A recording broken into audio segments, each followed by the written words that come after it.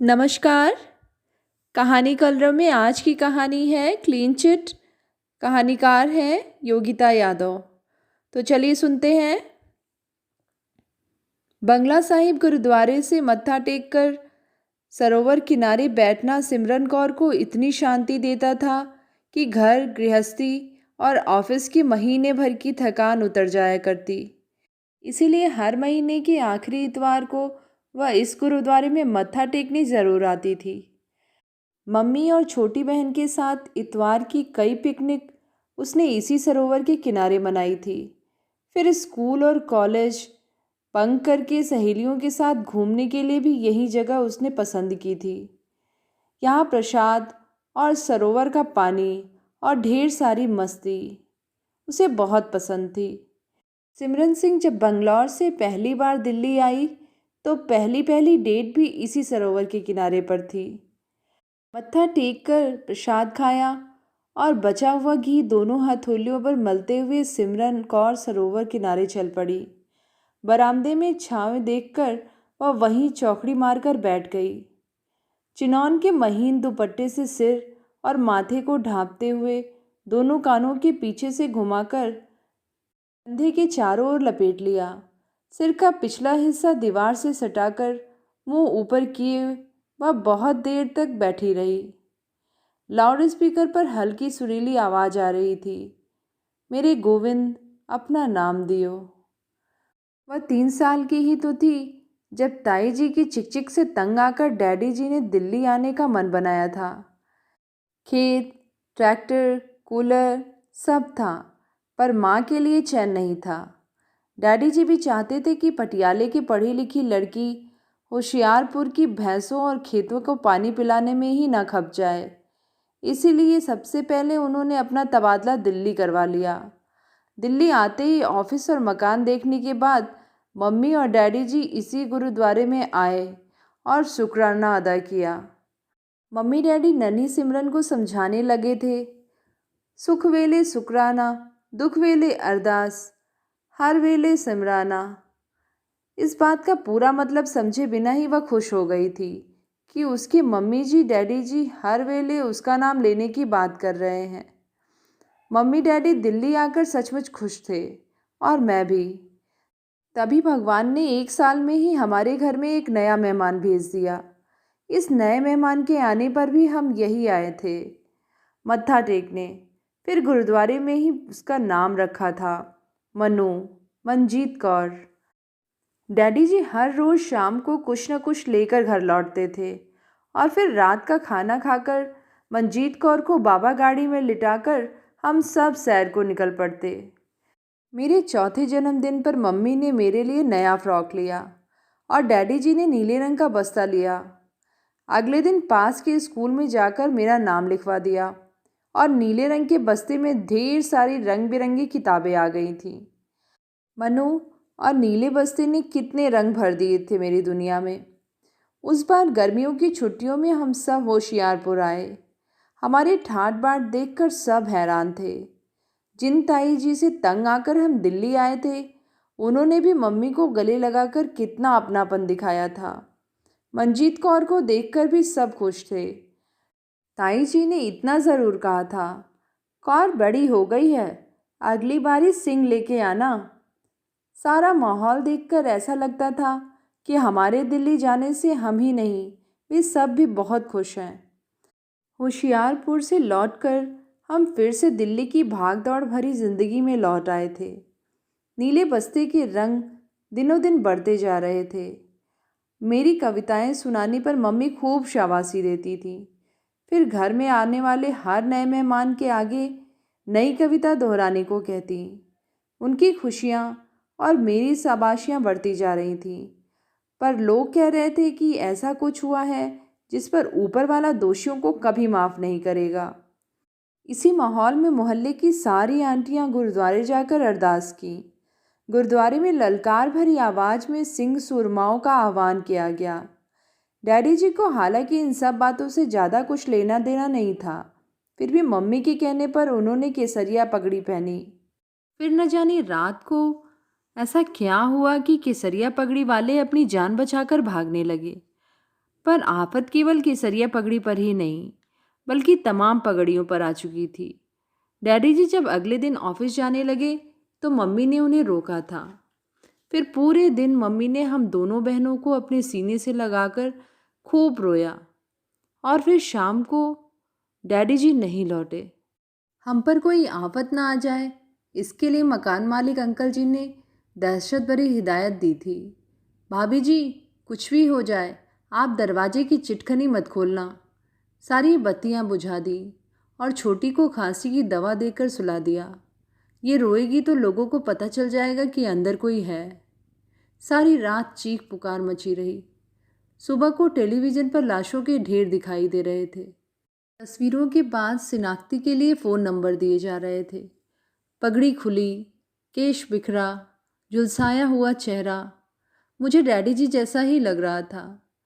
लाशों के पास ही उनके हाथ का सामान बिखरा पड़ा था। माँ की सिसकियाँ नहीं टूट रही थीं। मकान मालिक आंटी उन्हें पानी पिलाने की कोशिश कर रही थी। अंकल जी शिनाख्ती के लिए पुलिस स्टेशन गए थे। इस बार शाम को डैडी जी लौटे, खाली हाथ, सरकारी गाड़ी में, सफ़ेद कपड़े में लिपटे हुए। मेरा मन कर रहा था मैं कहूँ, गुड़िया चाहे ना लाना, पापा जल्दी आ जाना। सुनते ही डैडी जी उठकर मुझे गले से लगा लेंगे, पर वे नहीं उठे और मम्मी बिलख कर उनसे लिपट गई। नन्ही सी मनु को मैंने अपनी गोदी में छुपा लिया। डैडी जी जा चुके थे। उनके साथ हमारे घर का मुखिया, कमाने वाला इकलौता इंसान, नीले बस्ते और माँ की चुन्नियों के गहरे सारे रंग चले गए। हालात ऐसे नहीं थे कि हम होशियारपुर में जा सकते और वहाँ से कोई यहाँ आने वाला भी नहीं था। दुख के इस माहौल में अचानक मकान मालिक अंकल और आंटी बहुत अच्छे हो गए थे। खराब हालत में भी वह कहीं न कहीं से मनु के लिए दूध ले आते, टॉफ़ियाँ लेकर मुझे भी खुश करने की कोशिश करते और माँ को हिम्मत ना हारने का दिलासा देते। दिल्ली के हालात सुधरने लगे थे, पर हमारे घर में अभी वैसे के वैसे ही थे। मम्मी छोटी को गोद में लिए रोज़ दफ्तरों के चक्कर काटती। चूड़ियों और गहनों में सजी मम्मी सुंदर दिखती थी, अब वैसी सुंदर नहीं रह गई।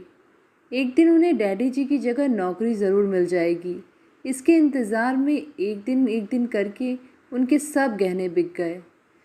नौकरी मिलती इससे पहले ही अंकल जी ने बताया कि दिल्ली सरकार ने विधवाओं के लिए कॉलोनी बना रखी है। हमें भी डैडी जी के कागज़ पत्तर दिखाकर मकान मिल सकता है। मम्मी जी की भागदौड़ रंग लाई और उन्हें सरकारी स्कूल में नौकरी मिल गई। स्कूल सुबह का था, मंजीत अभी छोटी थी। मम्मी मुझे भी पढ़ाना चाहती थी। सब कुछ एक साथ होना मुश्किल हो रहा था। इस बार आंटी जी ने मम्मी को हिम्मत बधाई और कहा, बहन जी आप जाओ, स्कूल में संभाल लूँगी छोटी को। पर मम्मी और ज़्यादा उन पर बोझ नहीं बनना चाहती थी।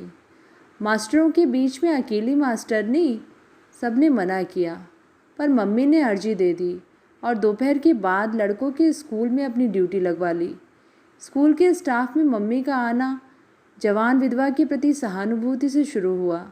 फिर धीरे धीरे यहाँ से विधवा ख़त्म हो गया, सिर्फ जवान रह गया। ना चाहते हुए भी मम्मी ने अपने आप को इस माहौल में ढाल ही लिया था। 1 महीने बाद मम्मी को तनख्वाह मिली और उन्होंने 1.5 साल बाद एक बार फिर से अंकल जी के मकान का किराया दिया। इस 1 साल में मम्मी कभी आंटी जी के सूट, कभी पर्दे, कभी तकियों के कवर सिल दिया करती और उनका बोझ कम करने की कोशिश किया करती। मम्मी के अपने सारे सूट पुराने और ढीले हो चुके थे, पर पटियाले की पढ़ी लिखी लड़की को अब सूटों की नहीं, हम दोनों बहनों के भविष्य की चिंता थी। विधवाओं की कॉलोनी में भी मकान मुफ्त मिलने वाले नहीं थे। यह सोचकर मम्मी ने एक एक पैसा जोड़ना शुरू कर दिया।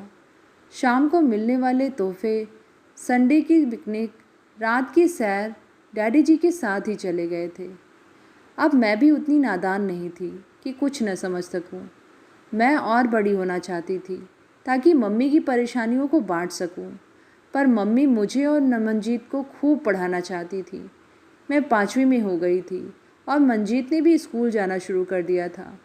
हमारे अधूरे परिवार में खुशियाँ सचमुच लौट आईं जब विधवाओं की उस कॉलोनी में हमें सस्ता सा मकान मिल गया।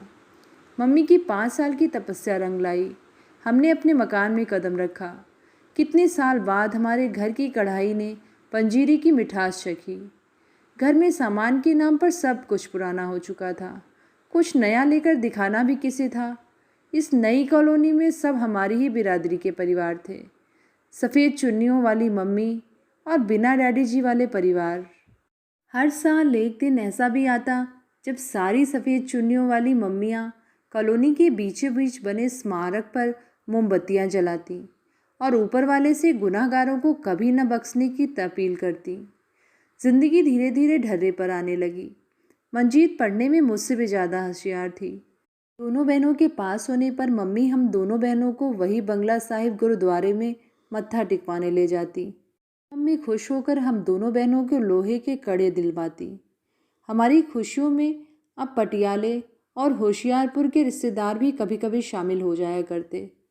फिर मम्मी को याद दिलाते कि अच्छा होता अगर मंजीत की जगह मेरा छोटा वीर होता। कम से कम घर में एक मर्द तो होता। आगे बच्चियों की शादी भी करनी है। और फिर आखिर वक्त में मम्मी आस भरी नज़रों से हम दोनों बहनों की तरफ देखती और हमें सीने से लगा लेती। उस वक्त हमें मम्मी के सीने में सरोवर की शांति महसूस होती। 12वीं के बाद मैंने पास ही के कॉलेज में दाखिला ले लिया था। मम्मी की मेहनत ने दिन फेर दिए थे। घर का एक एक सामान मम्मी ने अलग अलग बाज़ारों से सब मोल भाव करके ख़रीदा था। घर के कोने कोने में मम्मी की हर महीने की कोई न कोई बचत दिखाई देती थी। यही हाल हम दोनों बहनों की अलमारियों का था। सिर की पिन से लेकर पाँव की चप्पल तक सब पर मम्मी की मोहर। कोई हमें विधवा की बेटी कहकर सहानुभूति दिखाए कि मम्मी को बिल्कुल पसंद नहीं था। इसीलिए हमारा स्टैंडर्ड अब अक्सर दूसरों से अच्छा ही हुआ करता था। उस साल होशियारपुर गए थे ताई जी की बेटी की शादी में। तब बारातियों में से एक था सिमरन सिंह। शादी में खूब मज़ा आया। पहले पहल खुशी इस बात की हुई कि हम दोनों का नाम लगभग एक जैसा था। बेंगलोर में इंजीनियरिंग कर रहा था। टेलीफोन नंबर मांगा तो मुझसे इनकार ना हुआ और दिल्ली लौटते ही घर पर उसके फ़ोन आने शुरू हो गए। मुझे लगने लगा कि मैं अब बड़ी हो गई हूँ। कॉलेज की सहेलियों के साथ मिलकर सिमरन के लिए आए दिन कोई न कोई कार्ड खरीदने का बहाना ढूंढती। मैंने मम्मी को इतनी मेहनत और हम दोनों बहनों से इतना प्यार करते देखा था कि उनकी जगह कोई और ले ही नहीं सकता था। मम्मी का विश्वास तोड़ने का तो सवाल ही नहीं उठता था। इसीलिए मैंने हिम्मत करके सिमरन के बारे में मम्मी को बताया। इस बार जब उसका फ़ोन आया तो मम्मी ने भी सिमरन से बात की और दोनों को पहले अपनी पढ़ाई पूरी करने की सलाह दी, फिर आशीर्वाद दिया कि हम दोनों हमेशा खुश रहें। अंकल जी के समझाने के बाद से आज तक हम रात को दरवाजे की चिटकनी अच्छी तरह बंद करके ही सोते थे। पर मुसीबतें ना जाने किस खिड़की से हमारे घर का पता ढूंढ ही लेती थी। आधी रात को अचानक मम्मी की तबीयत बहुत ख़राब हो गई। रात को ही अंकल जी को फ़ोन किया और एम्बुलेंस में डालकर मम्मी को हॉस्पिटल लेकर आए। डॉक्टर ने बताया कि मम्मी का बीपी बहुत हाई हो गया है, उन्हें आराम की सख्त ज़रूरत है। लेकिन उससे भी बड़ी बात यह थी कि मम्मी को कैंसर हो गया था। मेरे पांव तले से ज़मीन खिसक गई। अभी अभी तो हमने खुश होना शुरू किया था। कैंसर की आखिरी स्टेज थी।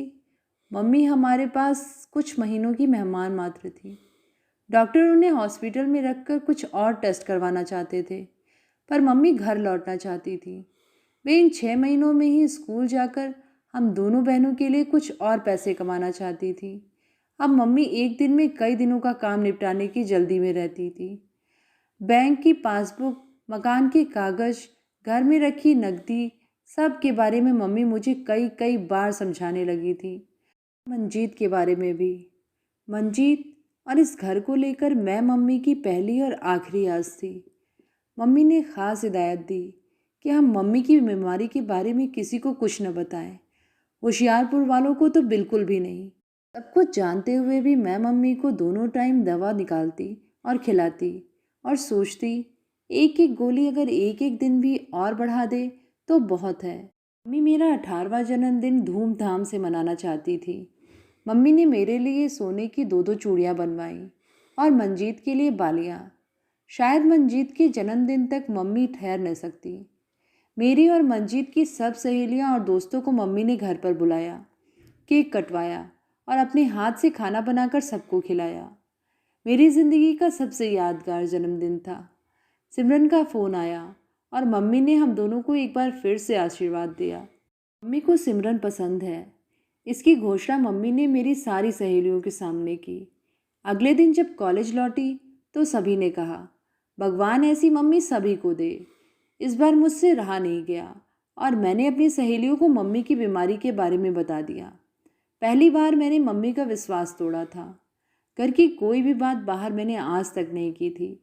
शायद इसी की सज़ा मुझे मिली और मम्मी 5वें महीने में ही ज़बरदस्त बीमार हो गई। अब मम्मी ने खुद ही अंकल जी, आंटी जी और होशियारपुर और पटियाले वालों को बताने को कहा।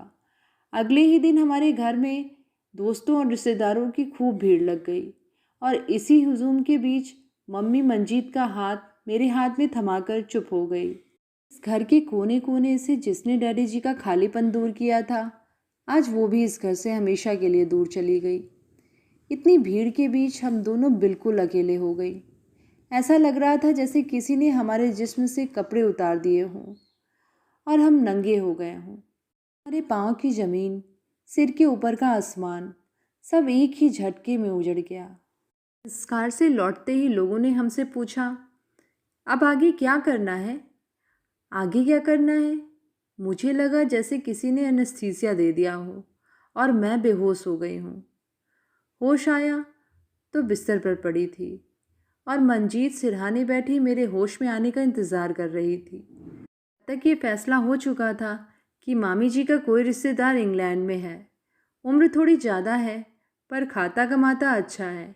इतना बड़ा घर है, फिर भी मामी जी उस पर राजी कर लेंगी मुझसे शादी करने के लिए। वे लोग कुछ नहीं मांगेंगे पर शादी के लिए खर्चा तो चाहिए ही।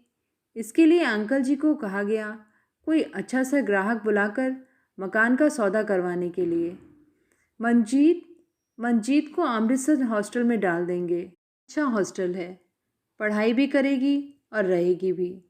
जब मैं इंग्लैंड में सेटल हो जाऊंगी तो मैं भी वहीं उसे बुला लूँगी।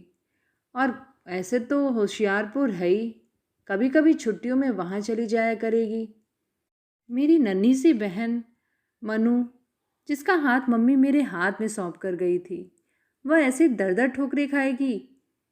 हमारी मनु, हमारी मम्मी की आखिरी निशानी, ये घर, इसके भी सौदे की तैयारी। मैंने साफ इनकार कर दिया। कुछ भी हो जाए, मेरी बहन सिर्फ मेरे पास रहेगी और अपने जीते जी हम दोनों बहनें अपनी मम्मी जी की आखिरी निशानी को कभी नहीं बेचने देंगे। सभी को अपने अपने घर में ज़रूरी काम है, तो हमें सोचने के लिए कहकर वे सभी अपने अपने घर चले गए। जाते जाते सीख भी दे गए कि अगर एक वीर होता तो हम दोनों को संभाल लेता। ऊपर वाले शायद अंकल जी और आंटी जी को हमारे लिए ही बनाया था।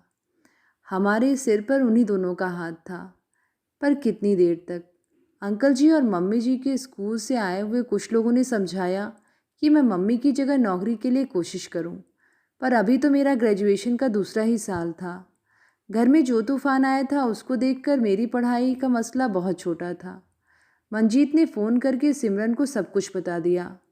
वो बेचारा भी क्या करता, पढ़ाई कर रहा था। जब तक घर से पैसे नहीं मिल जाते तब तक ट्रेन की टिकट भी नहीं करवा सकता था और फिर बेंगलोर से दिल्ली पहुंचने में तो वक्त लगता। सिमरन से पहले मामी जी अपने उस रिश्तेदार की तस्वीर और उसकी माँ को लेकर हमारे घर पहुंच गई। मामी जी फूल ही नहीं समा रही थी यह बताते हुए कि वो मुझे चुन्नी चढ़ाने आए हैं।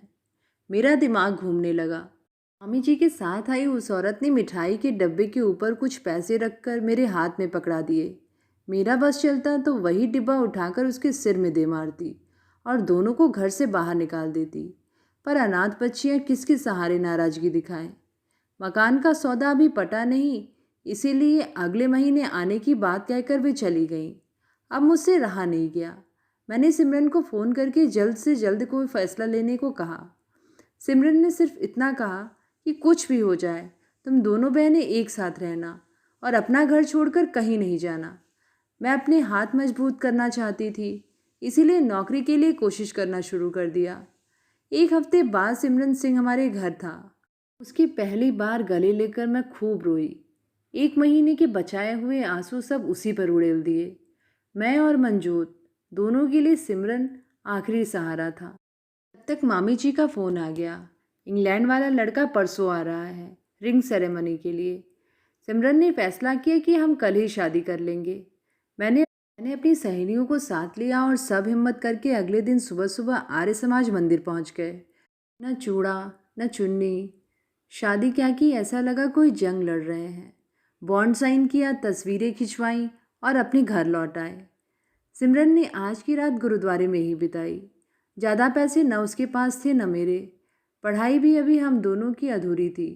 अगली सुबह मामी जी के आने से पहले ही मैं कॉलेज के लिए चली गई। एजुकेशन के दफ्तर जाकर नौकरी की अर्जी कहाँ तक पहुंची इसका भी पता लगाया। सिमरन भी इस शहर में नया नया था, उसका भी ख्याल मुझे ही रखना था। सहेलियों ने इस दौरान बहुत साथ दिया। शादी के बाद पहले दिन पहली बार हम दोनों ने एक साथ इसी गुरुद्वारे में मत्था टेका। सरोवर किनारे बैठकर एक दूसरे का हाल चाल पूछा। सिमरन ने शादी के तोहफे के तौर पर मेरे लिए ग्रीटिंग कार्ड खरीदा था। सिमरन ने फैसला किया कि अब वह बेंगलोर वापस नहीं जाएगा और यहीं रहकर कोई नौकरी करेगा। देर शाम घर लौटी तो मामी जी का चेहरा तमतमाया हुआ था। इंग्लैंड वाला लड़का 3-4 घंटे इंतज़ार करने के बाद अपने किसी रिश्तेदार के यहाँ चला गया था। मामी जी और वो लड़का शादी के लिए कमर कस कर आए थे। अब बचना मुश्किल लग रहा था। मैंने बैंक के पासबुक, घर के कागजात इकट्ठे किए और अगली सुबह फिर कॉलेज के लिए निकल गई। मंजूत ने घर पर रहना ठीक समझा। जब तक हम दोनों को कोई अच्छी नौकरी नहीं मिल जाती, मामी जी के रहते घर में क्या क्या हो रहा है यह बताने के लिए कोई तो घर में होना चाहिए, यह सोचकर मैं भी मान गई। उस रात से मेरा ठिकाना भी गुरुद्वारा ही था। मेरे घर में न रहने पर सबसे पहला शक मेरी सहेलियों पर ही जाएगा। यह सोचकर किसी के घर ठहरने के बजाय मैंने भी गुरुद्वारे में रहना ही ठीक समझा। और सिमरन तो वहाँ था ही। शादी के बाद बस एक दूरी थी। 3 रातें उसने मर्दाना हॉल में और मैंने जनाना हॉल में बिताई। तक मैंने एक किराए का कमरा ढूंढ लिया था। घर पर फ़ोन किया तो पता चला कि मामी जी ने ताई जी को भी होशियारपुर से यहाँ बुला लिया है और छातियाँ पीट रही हैं कि माँ की आँख ठंडी भी नहीं हुई और लड़की घर से भाग गई। दोनों ने मिलकर पूरे घर की तलाशी ली। जब कुछ नहीं मिला तो बैंक का खाता सील करवाने की भी कोशिश की। मैं तो चली, पर मेरी नन्ही बन्नू उनके ताने सुनने के लिए अकेली रह गई। अब वे एक पल के लिए भी मंजीत को चैन से नहीं बैठने देती थी। इसी तरह उन्होंने हमारे ठिकाने का पता लगा ही लिया। ताई जी क्योंकि सिमरन के घर वालों को जानती थी, इसीलिए उन्होंने उन्हें भी फ़ोन करके दिल्ली बुला लिया। हमने मिलकर हमारे नए घरौंदे पर डेरा डाल दिया। चारों तरफ से गालियाँ पड़ रही थीं। सभी हम दोनों को अलग करना चाहते थे, पर हम तो शादी कर चुके थे। इस पर मामी जी ने कहा भी, 2-4 दिन ही तो साथ रहे हो, फिर क्या हो गया, हम किसी को नहीं बताएंगे। चलो बड़ों के आगे माफ़ी मांग लो। अपनी मम्मी जी डैडी जी को देखकर सिमरन पिघल गया। घंटों रोता रहा पर हिम्मत नहीं हारी। मैंने जब पुलिस को बुलाने की धमकी दी तब जाकर सब वहाँ से उठे। जाते जाते सिमरन की मम्मी कह गई, जादूगरनी है, मेरे भोले भाले बेटे पर जादू कर दिया है। इस पर मामी जी और ताई जी घर से निकले तो मंजूत भी घर को ताला मारकर वहाँ से भाग खड़ी हुई। वहाँ ढूंढा तब पता चला कि अपनी एक सहेली के घर पर है। अब हर रोज़ कोई ना कोई हमें समझाने हमारे घर आ जाता। यह सब देखकर पड़ोसियों ने भी हम पर शक की निगाह करना शुरू कर दी। जोत को बुलाया और सिमरन के साथ जो कुछ भी थोड़ा सा सामान था चुपके से नए मकान में लेकर चले गए। मकान मालिक को भी 3 महीने का एडवांस दिया था, उस पर भी बात नहीं की। मंजीत के घर को ताला मारने के बाद से ही मामी जी पटियाला की और ताई जी ने होशियारपुर की गाड़ी पकड़ ली। उनके मम्मी डैडी जी भी थक हार कर अपने घर लौट गए। खुशियाँ कितनी देर तक हमसे रूठी रहती। सिमरन का गाड़ियों पर बार कोड करने वाली एक कंपनी में नौकरी मिल गई थी और अच्छा हुआ कि कुछ दिनों बाद मेरी भी नौकरी का लेटर आ गया। अब हमें किसी का डर नहीं था। हम अपने घर आ गए थे, अपने असली घर, मम्मी जी की आखिरी निशानी के पास। रविवार था। मंजूत ने मेरे हाथों में लाल चूड़ा डाला और हम चल पड़े बंगला साहिब गुरुद्वारे शुक्राना अदा करने। हमारी ज़िंदगी में लाली लौट आई थी। शादी के कई महीने बाद मैं और सिमरन पहली बार एक बिस्तर पर आए। जिंदगी ने सब कुछ दिया, सुख भी और दुख भी। मंजोत डॉक्टर बन गई। सिमरन ने बड़ी सादगी से अपने एक इंजीनियर दोस्त से उसकी शादी करवाई। मेरी और सिमरन की नन्ही कंवल भी अब स्कूल जाने लगी है। सबसे ज़्यादा खुशी की बात क्या है कि हमारे पास माँ की निशानी सलामत है। वक्त काफ़ी बीत चुका था। सिमरन और मैं मत्था टेक कर घर की तरफ निकल पड़े। घर पहुँचे तो देखा कॉलोनी में फिर वही औरतों का हुजूम उमड़ा जा रहा है। इसी मोहल्ले की मम्मी की पुरानी सहेलियाँ आज फिर से छाती पीट पीट कर हाय हाय के नारे लगा रही हैं और कह रही हैं कि ऊपर वाला कभी नहीं बख्शेगा गुनाहगारों को। एक अखबार जो सब पढ़ रहे हैं उस पर छपा है 84 के दंगों में 2 और को क्लीन चिट। तो ये थी कहानी क्लीन चिट। कहानी आप सबको कैसी लगी नीचे कमेंट में लिख के ज़रूर बताइएगा। आगे भी ऐसी ही कहानियाँ सुनते रहने के लिए चैनल को सब्सक्राइब, लाइक और शेयर करिएगा। धन्यवाद।